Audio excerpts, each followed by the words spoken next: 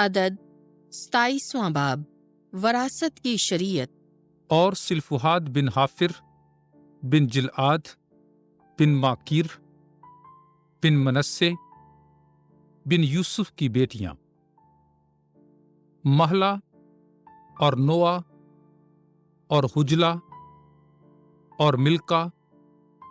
اور تریسا نامی نزدیکائیں، اور موسیٰ اور علی آزار کاہن اور رئیسوں اور ساری جماعت کے سامنے حضوری کے خیمے کے دروازے کے پاس کھڑی ہوئیں اور بولی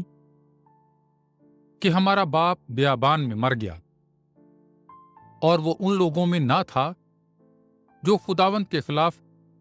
کورہ کے گروہ میں ملے، مگر اپنے گناہ کے سبب مرا، اور اس کا کوئی بیٹا نہ ہوا، تو ہمارے باپ کا نام اس کے خاندان میں سے کیوں جاتا رہے؟ اس لیے کہ اس کا کوئی بیٹا نہ ہوا، سو ہمارے باپ کے بھائیوں کے درمیان ہمیں میراث دے۔ تو موسیٰ ان کا مقدمہ خداوند کے حضور لے گیا۔ تب خداوند نے موسیٰ سے کلام کر کے فرمایا کہ سلوفحاد کی بیٹیاں درست کہتی ہیں، تو انہیں ان کے باپ کے بھائیوں کے درمیان ان کی میراث کی ملکیت دے، اور ان کے باپ کی میراث ان کی طرف منتقل کر۔ اور تو بنی اسرائیل سے کہہ کہ اگر کوئی آدمی مر جائے اور اس کا بیٹا نہ ہو تو اس کی میراث اس کی بیٹی کی طرف منتقل کرو، اور اگر اس کی بیٹی بھی نہ ہو تو اس کی میراث اس کے بھائیوں کو دو،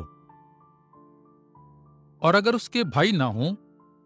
تو اس کے باپ کے بھائیوں کو دو، اور اگر اس کے باپ کا کوئی بھائی نہ ہو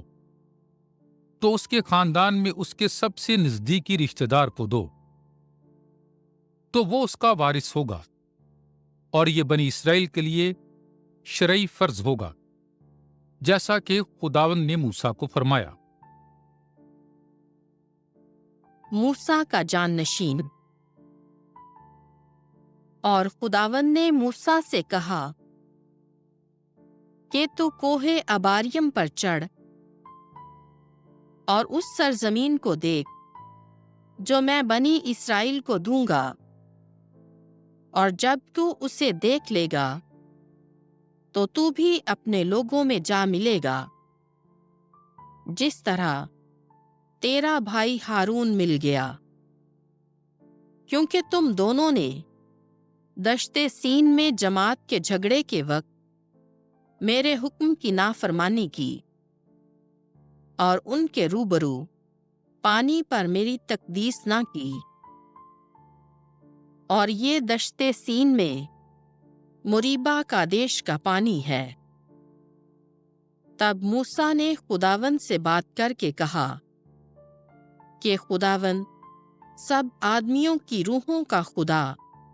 جماعت پر کوئی آدمی مقرر کرے جو ان کے آگے باہر جائے اور ان کے آگے اندر آئے، اور انہیں باہر لے جائے اور اندر لے آئے، تاکہ خداوند کی جماعت ان بھیڑوں کی طرح نہ ہو جائے جن کا کوئی چرواہا نہیں۔ تب خداوند نے موسیٰ سے کہا کہ تو یوشوا بن نون کو لے، کیونکہ وہ ایک آدمی ہے جس میں روح ہے، اور اپنا ہاتھ اس پر رکھ، اور اسے ایلی آزار کاہن کے اور ساری جماعت کے سامنے کھڑا کر، اور ان کے روبرو تو اسے اپنا جانشین قرار دے کر اپنے روب میں سے اسے دے، تاکہ بنی اسرائیل کی سب جماعت اس کی فرمانبرداری کرے۔ وہ ایلی آزار کاہن کے آگے کھڑا ہو کہ وہ اس کے لیے خداوند کے آگے اوریم کی قضا پوچھے۔ وہ اور تمام بنی اسرائیل اس کے ساتھ اور ساری جماعت اس کے حکم سے باہر آئیں گے اور اس کے حکم سے اندر جائیں گے۔